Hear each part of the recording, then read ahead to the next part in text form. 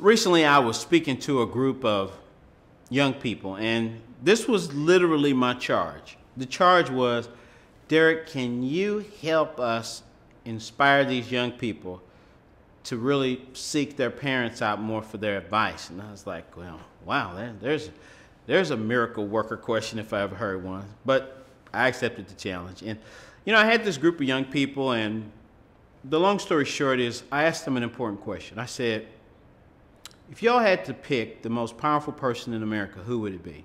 Who do you think they said? Yeah, the president, Barack Obama. I said, well, let me ask you a question. I said, do you think he's pretty smart? Yeah. Do you think he's pretty capable of making a decision on his own? Yeah. I said, well, here's a question. If he's pretty smart, pretty capable of making a decision on his own, why does he have so many advisors? Why was a sharp person? And one of the young people actually said in the session, he said, well, he's responsible for so much, he didn't want to make any mistakes, or he wants to make sure he's getting good advice. And I said, so if that's true of the leader of the free world, and you're 16 years old in the 10th grade, why don't you have any advisors? Well, by that same token, this next concept in you developing your leadership philosophy is something I think is very vital. And it's, I want you to establish your own advisory board. That's exactly right. Just like your organization, whether you work for Catholic Charities or whether you work for the state of Tennessee, no matter who you work for or who you work with, more than likely there's a board of some sort, an advisory group that literally advises the senior leaders of that organization on the direction, the goals of that enterprise. Well, why not you? Why not you have your own advisory board? I believe leaders, and I don't care what level you're at, seasoned, emerging, or a new leader, it doesn't matter. Why not surround yourself with several people who can advise or speak into your life in such a way that you can manifest your philosophy? Now, I'm going to tell you this. If I could put all the mistakes I've made and just bottle them up, it'd be a pretty big bottle. And more often than not, when I look back at the mistakes I made, I either didn't get advice or I didn't follow the advice I got. I mean, it's pretty much that simple. And what I know about people who are phenomenal in what they do is they typically surround themselves with advisors. For me, there are many categories, but there are 5 I want you to think about. But before we get into those categories, I want you to think about something. Here's something I learned the hard way, and I want you to learn it the easy way. It's a little bit of a saying that I came up with, but I think it'll make a good point. Throughout your career, people are going to tell you, you need to get mentors. And I'm going to echo that loudly. You need to get mentors. Now, back in the old days, I would actually say to people, I want you to go out, meet somebody, and ask them to be your mentor. I don't actually suggest that anymore. What I like to suggest now is go out and identify several areas where you want to improve as a leader. And in your travels, as you encounter someone who seems to be experienced in one of those areas, who seems to be a person that you might like to interact with and get to know, ask them for a cup of coffee or to connect, get their insight on that one concept. Let's say you meet with them, you like what they have to say, they seem to like you, you automatically thank them for their time. And let's say 3 months, 4 months later, you reach out to them again on something in that same category or something else. You reach out, they say sure, you connect with them again, you like what they had to say, they like working with you, you benefit from what they offered you, you send them a nice thank you, a response, maybe even send them something that would be helpful to them. Maybe 2 months later you do it again. What I want you to do is, I don't want you to look for a mentor, I want you to get mentoring. And what I've seen happen is, over time, if we meet once and it works well, we meet twice and it works well, we meet 3 times and it works well, we meet 4 times, guess what? You've now got a mentor. So that's part one. I want you to think about mentoring. But then there's another word. And I paid a pretty heavy price learning the difference between these two, and that's why I want to share with you now so you don't pay that same price. The other word is a sponsor. Now, the thing they have in common is they both end in OR, but they're similar, yet extremely different. Now, here's how I like to explain the difference, and I really want you to catch this. The way I like to define it is a mentor is a person who advises and connects. A mentor is a person who gives you advice, insight, ideas, perspective. Then a mentor also builds bridges. They help you get indoors maybe you couldn't get into. They help you meet people that would be good for you to meet. They literally sort of open up their Rolodex. That's way old school. Some of you who are younger, ask your parents. They open up their Rolodex to help you see and meet people that they have access to. That's what a mentor does. A mentor advises and connects. Here's the difference. A sponsor is a person who places and protects.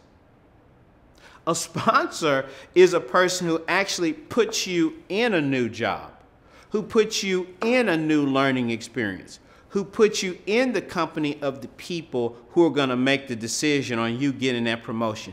And secondly, and they also influence those people as you progress in your career. They literally protect you.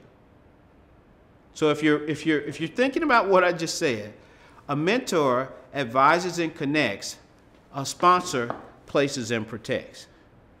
Now, we'd have to do a totally separate session to talk about those two things, but as we talk about your leadership philosophy, I want you to begin to identify persons who can either be a mentor or sponsor to be a part of your advisory board. Now, here are the categories that I want you to think about.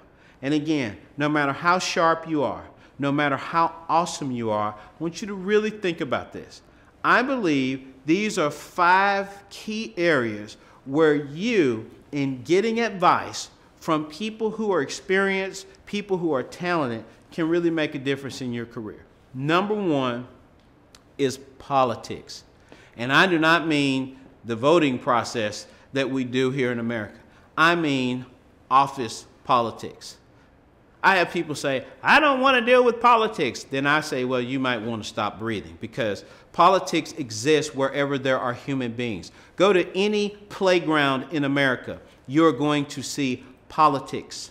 Go to any diplomatic meeting anywhere in the world, you're going to see politics at play. Politics for me is basically human beings trying to wield influence over other human beings. It is just the way we do it. In some organizations, the politics are very fierce and ferocious. In other organizations, the politics are much more sublime. That it's not very obvious, but trust me, where there are people, there are politics at play. So what am I saying?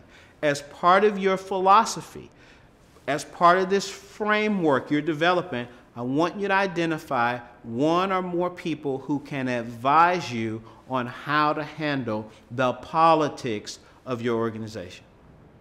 We could talk a lot about this, but there's been a lot of work done on this notion of IQ. We all grew up saying, what's your IQ score, and where are you on the IQ scale? But in years past, in recent years rather, there's also been a lot of work done on EQ, your emotional quotient, or what I like to call basically people skills. We talked earlier about our company. We focus on relationship capital, how people build and leverage relationships to succeed. Well, gang, there is no concept that is more central to that than the concept of politics. And your emotional quotient, your EQ, your people skills are, to me, a category you need to think about. So first there's politics. Second is people skills. The third category where I want you to think about mentoring and sponsors and advisors in general are the processes of your organization. If you've been working for more than 2 or 3 years, you know this. Some of the processes you need to follow in your organization are very clear. They're very out front. Everybody knows them. Other processes, not so much, right? That's the beauty of having people advise you on how to get things done. The visible processes and the invisible processes. That's the beauty of having an advisory board. People who can give you insight, ideas, and perspective on how that works. The fourth one is personal finance.